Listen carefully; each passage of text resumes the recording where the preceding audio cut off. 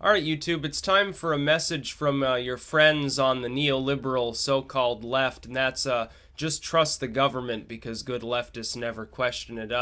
If you look at what's being said, I'm not talking here about the actual legacy media. I'm not talking about like CNN, MSNBC. They've made it clear they no longer do journalism. They no longer do the news thing anymore. It's basically just a government mouthpiece, specifically for one side of the aisle, just like Fox is the mouthpiece of the other establishment side of the aisle.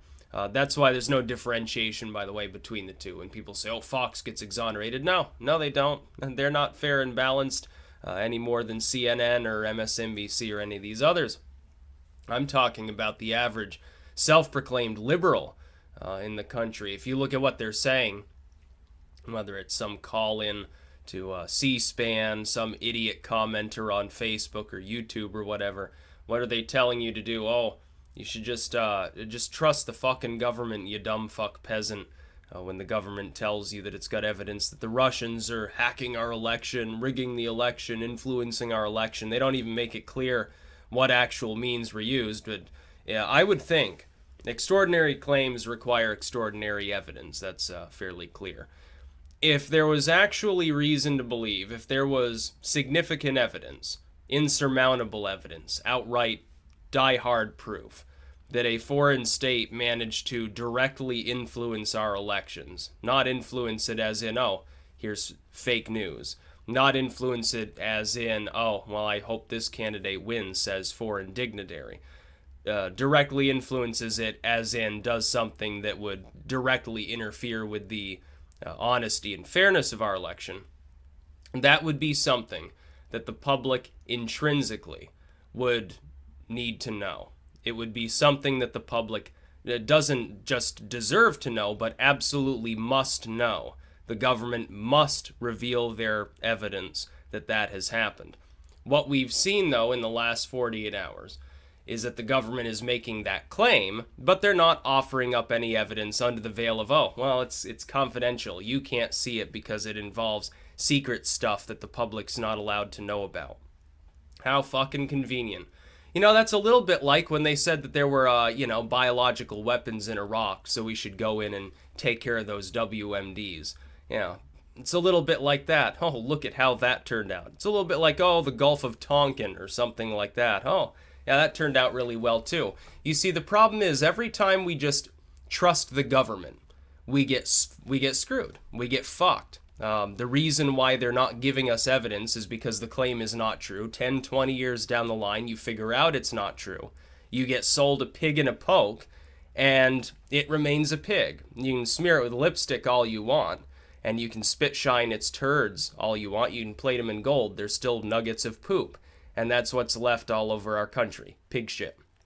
So that's what Obama and Podesta and the DNC and Clinton and the CIA right now are doing. They are telling us our republic is under direct assault by a foreign power in what could amount to an act of war. Just happens to be the other major nuclear player in the world. They're telling us that our election system, our republic, the fabric of our country has been in a very problematic way, it has been contaminated by what amounts to foreign espionage.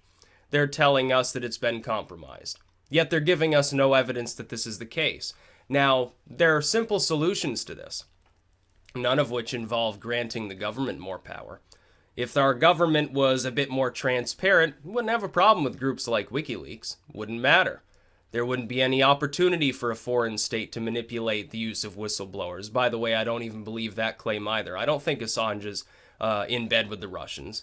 I don't think he's an espionage agent. I don't think he did anything wrong at all. Same with Snowden, same with Manning, same with all of these others. These people just revealed the shitty stuff our own government's doing, and our government got all hot under the collar about it because it didn't want people to know it was violating the Constitution on a daily basis. That's what really happened there. No, I've been given no evidence that any of these groups are actually in bed with the Russians. When the election was going on, the Democratic Party cried foul immediately after every leak. Oh, Russian espionage agents, Russians were involved, Putin was involved, state actors associated with the Russians were involved. Never once was any shred of evidence given that that was the case. And until I see incontrovertible evidence that that's the case, I'm going to assume this is a crazy witch hunt, that this propaganda has ulterior motives, namely, they want to cause fucking problems in the world, and that Russia had nothing to do with it. Now, the one thing they're right about, yeah, the Russian state spreads disinformation. They've been doing it for decades. Our state does too. Every country in the world does it. It's common knowledge. You don't have to be privy to some great revelation to know that nations conduct espionage on one another. They seek to undermine messages from other states that happen to be bad for their bottom line, bad for their strategy in some way, shape, or form. Yeah, that's very much true. What's our government's response been, though, in the last 48 hours? Oh, government needs more money. It needs taxpayer money to fight disinformation, which means spread its own propaganda in place of that disinfo. I hope people realize that. It's still propaganda, even if it's anti-disinformation. What if that so-called disinformation that they label as disinformation is actually real? You know, some whistleblower comes forward, oh yeah, the government did X, Y, and Z. Oh, Russian espionage agents. Sounds a little bit like the 1950s sort of spy versus spy stuff to me. Sounds like Hoover's FBI has come back or something along those lines. The left has come into the funny position where the same people I remember from, the Bush years, essentially, who were saying we should distrust the government and burn the flag, usually, honestly. War is bad. Surveillance is bad. We have a right to privacy. We have the right to freely assemble. All of a sudden, they're in favor of free speech zones and domestic surveillance and drone strike programs. And this new McCarthyism. Oh, well, fake news. Oh, my goodness. Big boogeyman, so scary, must be Russia. We've got to crack down on this crap. Freedom of speech, who fucking needs that shit? And that's what it's really about. And legacy media is terrified because it's losing steam so quickly because nobody trusts them. So they're using that narrative to prop up their own ailing numbers. Legacy politics is terrified because nobody supports them because everyone knows that they're friggin' corrupt. They're terrified of being replaced by third parties. So what do? Oh, Russians love the libertarian movement. Russians love the green movement. Russians love the populist reformers of the GOP. They hate the Democratic Party, people like Clinton who sold them a quarter of our uranium. They hate the establishment GOP, the people like Bush who used to play tennis with Putin and got along with him great until the whole Georgia thing went along. Yeah, that makes a whole lot of sense. I don't fucking think so. I think if the CIA and CNN, which, I guess it's the same thing. Cooper was supposedly an agent at some point. Maybe he was. If they want to sell us the line that we need to crack down on people influencing our elections, hey, I've got a really, really easy solution to that, and it doesn't require a new bill. Paper ballots only. There you go. No electronic voting. What are the Russians going to do? Infiltrate the voting sites and replace the ballots? Oh, yeah. Here, Ivan, here, quick, grab the box. I don't think so. I don't think that's going to happen. We've had the internet for a while now. Why is it that the Russians wait until now to do this? Why is it that 4 years ago the Russians somehow were a potato patch nation incapable of influencing our elections? I never heard anything when Obama and Romney were running against one another about Putin having a strong opinion of who should be the next president. In fact, at the time it was Obama, a Democrat in league with Hillary Clinton, who said they were no longer a foe, they were just a competitor, and that the Cold War was over. So you're telling me that in 4 years the Russians developed both the means that they never had before and a keen interest in completely usurping our elections. Why? For what purpose? What would it suit them? Why would it matter who's in the executive office? The senators, the representatives, the Supreme Court, those are all going to be the same. The executive branch is just one part of the government. You're telling me that the Russians are willing to risk international outrage, especially among NATO members, for fooling around in the election of a major nuclear power just to get Trump in there? Why? What would the motive be? See, when I look at this, I ask myself, always look at motive. Who benefits from something? If the election's been screwed with, I can't imagine the Russians gain anything by it, because Trump has never actually been in significant praise of Putin. He said, yeah, we shouldn't hardball the Russians, we should work with the Russians. He's never actually heaped praise upon Vladimir Putin. The only thing during the election that he ever said that comes close to that is, yeah, people respect him more than they respect Obama. I would think that that would be a hardline on Russia approach. Oh, well, yeah, he's a scary dictator who commands respect because he actually does what he says he intends to do. So, hey, you should elect me because I'll actually stand up to the Putinists over there in Russia. We'll try to have dialogue. If they don't want dialogue, to hell with them. Here's Mad Dog Mattis. He'll take care of it. Trust me, he'll survive. Whereas opposed to Clinton, what's she talking about? Oh, they're responsible for every ill. China's responsible for every ill. Iran, we're going to bomb them. We're going to fuck around in Syria. We fucked around in Libya. We fucked around in Egypt. We fucked around here. We fucked around there. Starting constant conflict all over the Middle East especially. How does that make our nation safer? How does it make us more prosperous? It doesn't. That's the point. You've got ineffective corporate leadership within the Democratic Party, paired with many people that are similar, honestly, within the Republican Party. We'd think of somebody like Jeb Bush, maybe somebody like Marco Rubio, to a lesser extent. He's a little bit young to be like post-Cold Warrior politician mode. Certainly not really a career politician. He's only been in the Senate for one term. Not exactly a career yet. You look at them. Yeah, they don't really care about our well-being. The CIA is responsible for showing us at least some shred of evidence that their claim is true. So far, here's the evidence. The CIA says that it's so. Hillary Clinton says that it's so, despite the fact that, guess what? She's not privy to high-level security right now. She's not the Secretary of State anymore. She hasn't been in quite some time. She's been a presidential candidate who got some briefings, the same briefings that Trump got.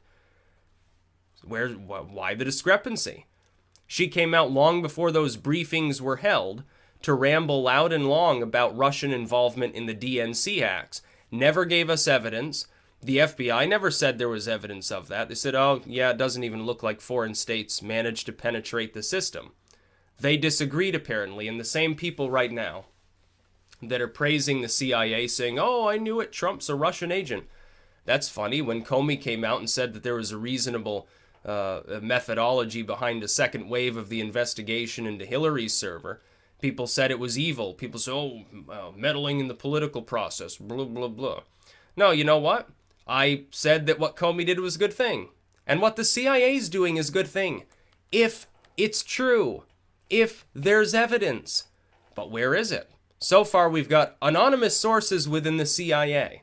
Okay. Giving no specifics. Okay. About top secret stuff that, let's face it, some low-level CIA agent's not even going to be able to see.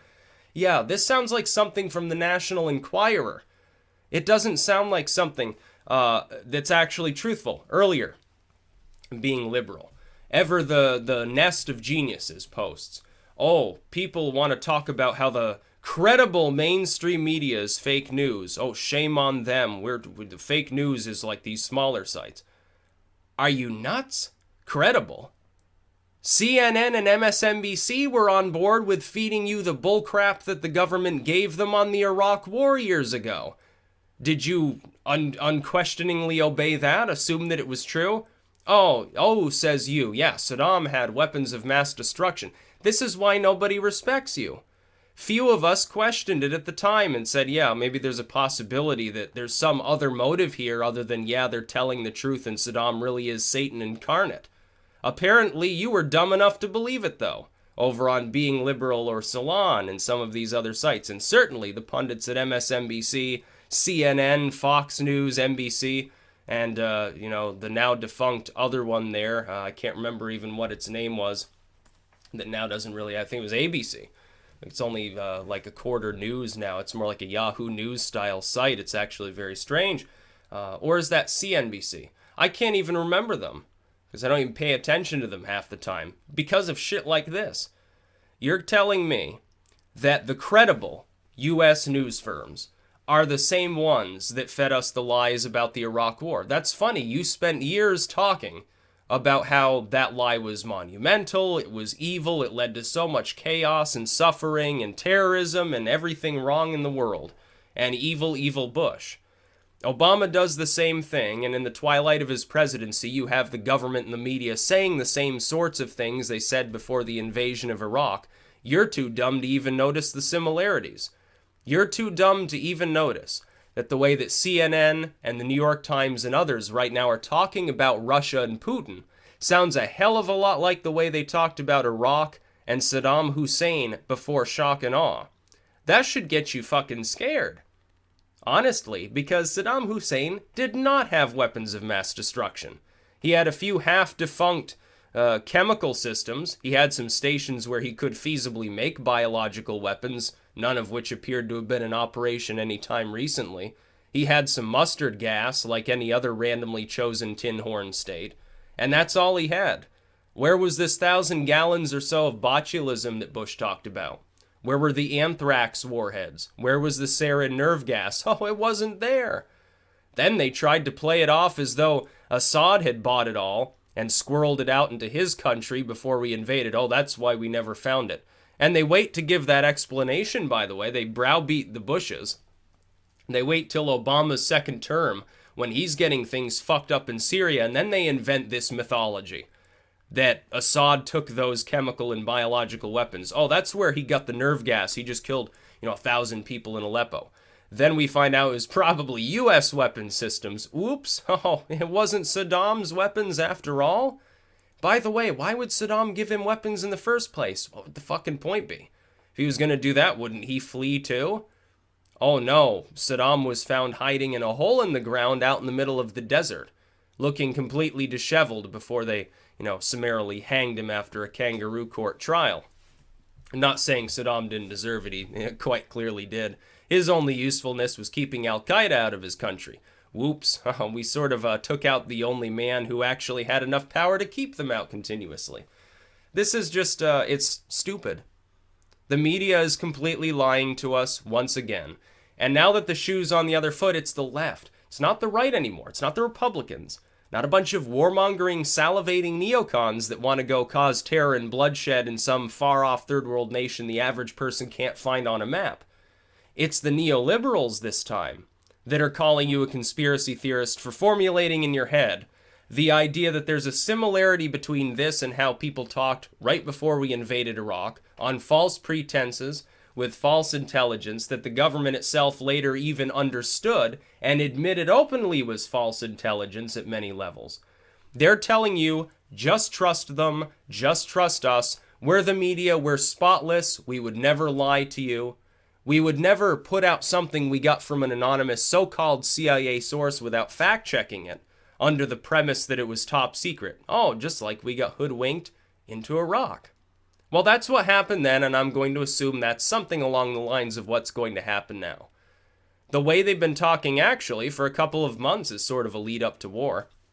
Here, the way they're talking about Syria, Iran, even North Korea at times. At any given time, they're building up their own cause for war.